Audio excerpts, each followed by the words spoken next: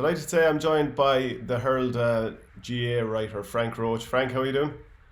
Hi Shane, Not very well. not too bad. Yeah, we're covering the Dublin Football Championships, which you're obviously regularly attending. So the semi-finals this weekend: Kilmacud Crokes against Ballymun Kickhams, and the other side, Ballyboden St Enda's against St Jude. So there's three Southside teams.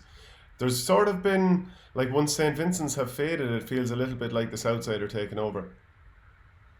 That's definitely the case. I mean, Kilmacud won very impressively 2 years ago, and when they slipped up badly enough at the semi-final stage last year, Ballyboden came in and won that final impressively. Went on to win Leinster.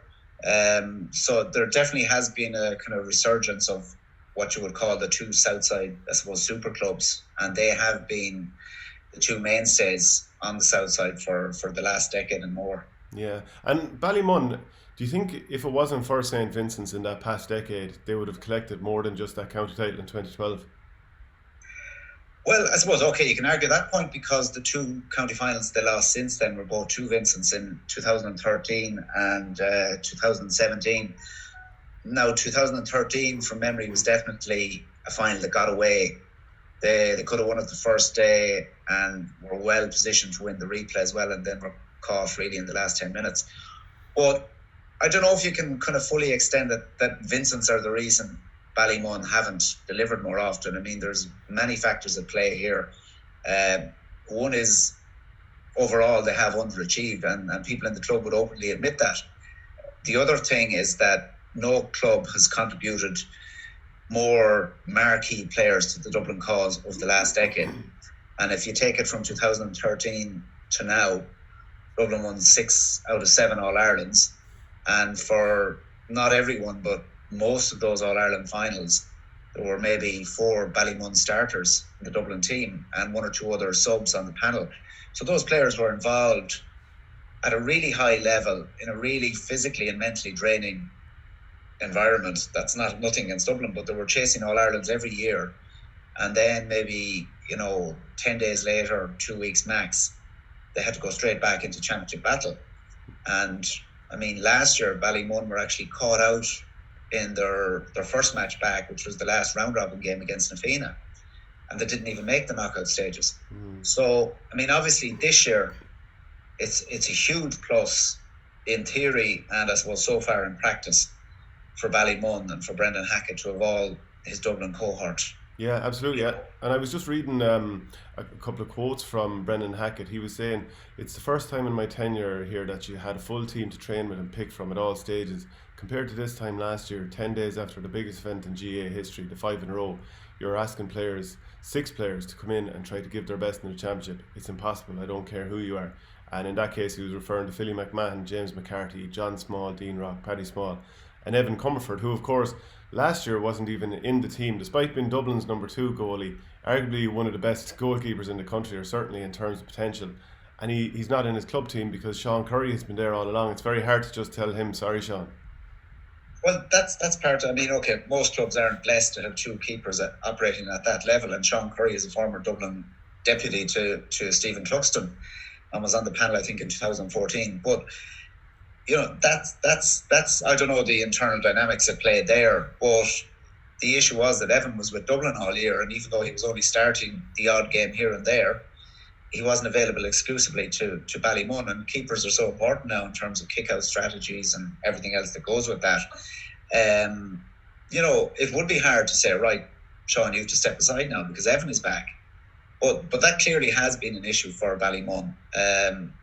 Brendan Hackett was talking to us after the quarter-final win over Na Fianna, and he made the point that soon after he arrived, I think this is his 3rd year with Ballymun, he was told that the players you see in June will not be the same players you see in September and October, which is a very telling point. Now, the difference this year is that Ballymun have no more excuses. And I covered their quarter-final against Na Fianna, and the funny thing was at half-time, after disastrous second quarter for them, they were 5 points down, and I was looking at them saying they just seem to be stuck in second gear, and there is no excuse here. All their county players are there. What's happening now? They're going to just sort of slip meekly out of the championship again.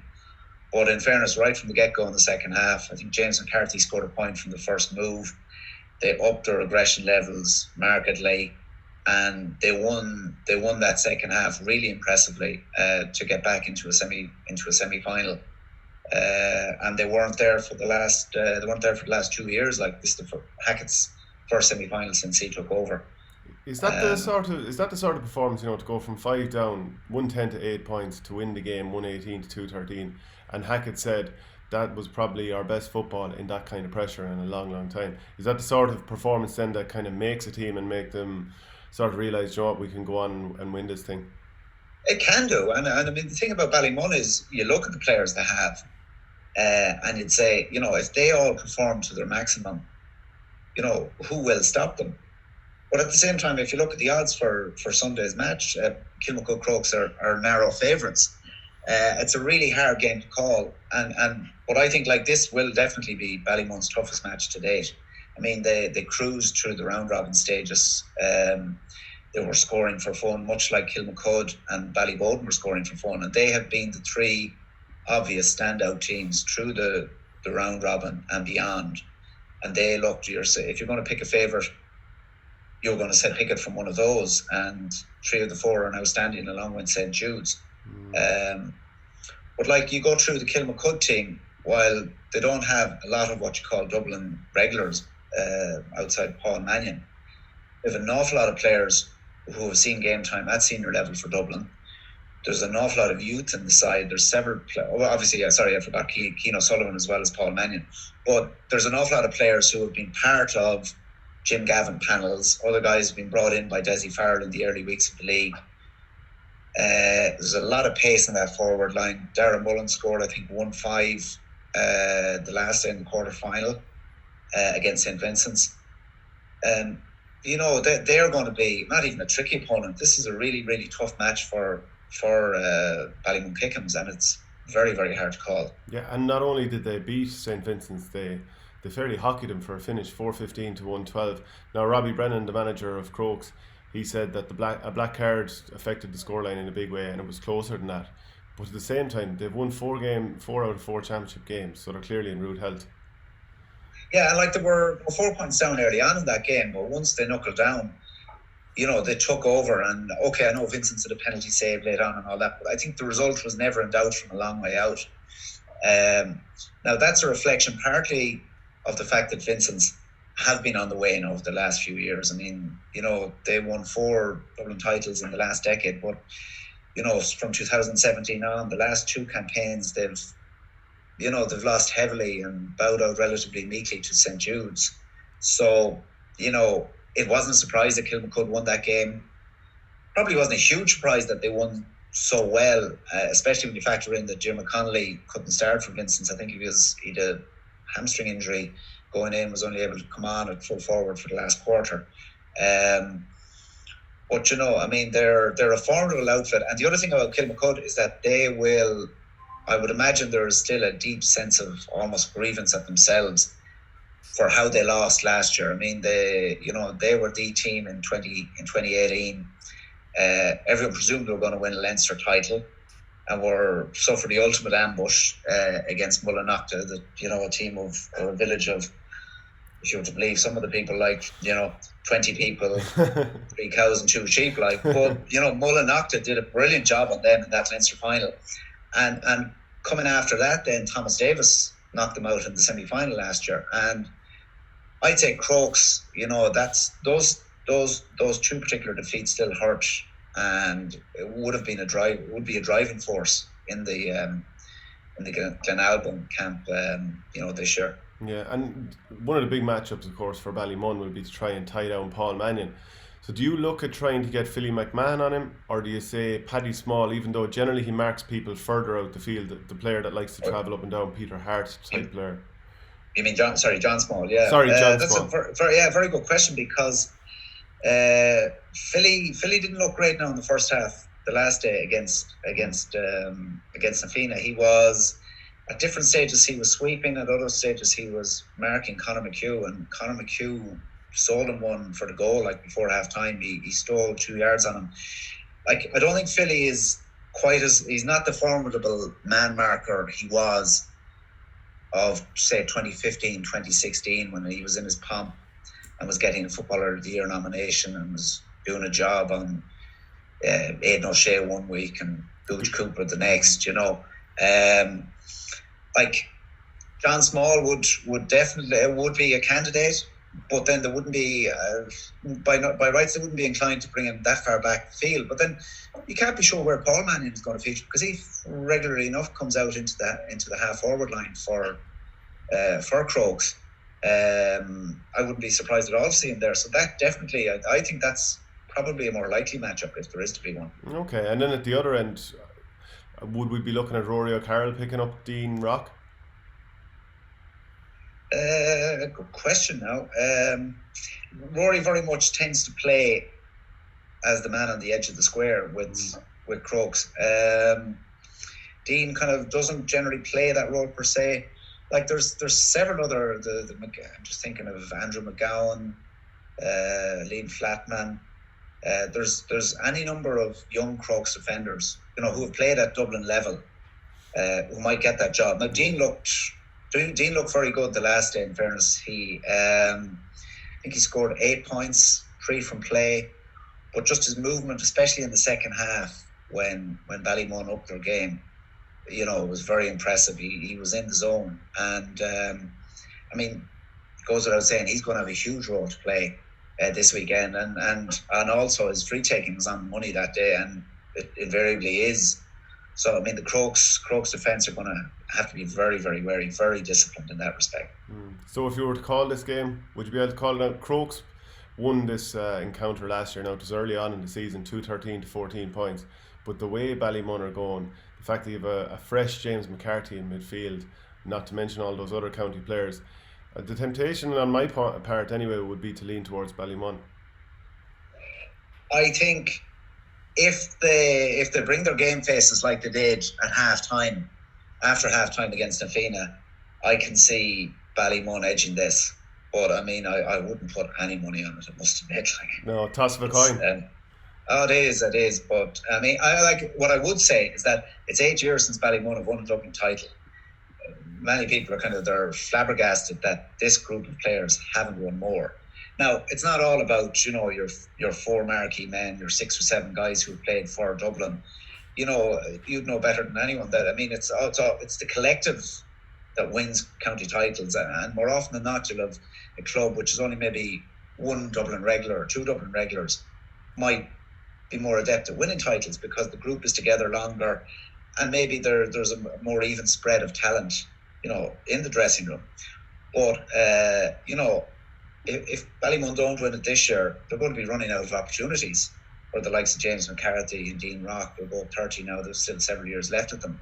But that group, they don't win it this year, you know, who's to say they're going to win one in the next 3 or 4 years? Yeah, absolutely. Then the other semi-final, Ballyboden St Enda against St Jude's. And just to recap on the quarterfinals, Ballyboden beat Raheny 216 to 16 points, and St Jude saw off Skerry's Harps 117 to 110. And of course, that Kevin McManaman goal, when he went from his own half, solo past a number of people, had a shot, it came back and he fisted it back in. Like, that did the rounds on social media. But like, this is the Leinster champions up against, you know, let's be honest, St Jude's are the nearly men. They were finalists in 2009, 2018, and they've regularly got to the latter stages of the Dublin Championship. Well, it's gas. If you take in the 10 years to 2009, you mentioned where they got to the county final, up to last year, that's say 11 championships, and they would have got to the semi-final stage or beyond 8 times. You know, they got to 2 finals, another 6 semi-finals, and here they are in another semi-final. So, I mean, in one respect, they have been a hugely consistent group. It's a case of, you know, that glass ceiling. Can they get through it? And this without a shadow is their toughest test to date. I mean, in the group stages, an eye-catching enough win against Nafina, beat Nafina, Ballantyre and Lucan, and then Skerries, who would have been the rank outsiders probably of the 8 teams at the quarter-final stage. But, you know, they haven't had to face a heavyweight yet. Now, the statistics from their 4 matches today, they tell you something very quickly. I mean, they scored 451, which compared to the Harlem Globetrotters from Ballymun and Boden and Crokes, I mean, it's a long, long way off it. But they've only conceded 134. That's under 10 points per game. and that has been the hallmark of Judes in recent years. They are incredibly well organised, very solid defensive structure, very hard to break down, and like you'd imagine, that's not going to change hugely. That will be the template for Saturday evening in Parnell. Ballyboden, in a way, are kind of the polar opposite. I mean, they've scored, I have the figure here to hand, they've scored 15 goals and 69 points in their 4 matches. That's like averaging at 28, 29 points per game. That's hurling score. Yeah. Now, they've conceded 451, which is as much as Judes have scored.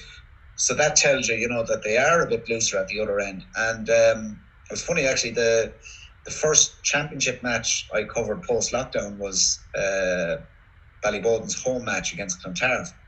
And I suppose there was a lot of interest in that, not just because Boden were the defending champions, but it was Jack McCaffrey's first public outing on a GA pitch, or that people would have spotted since it emerged that he left the Dublin panel.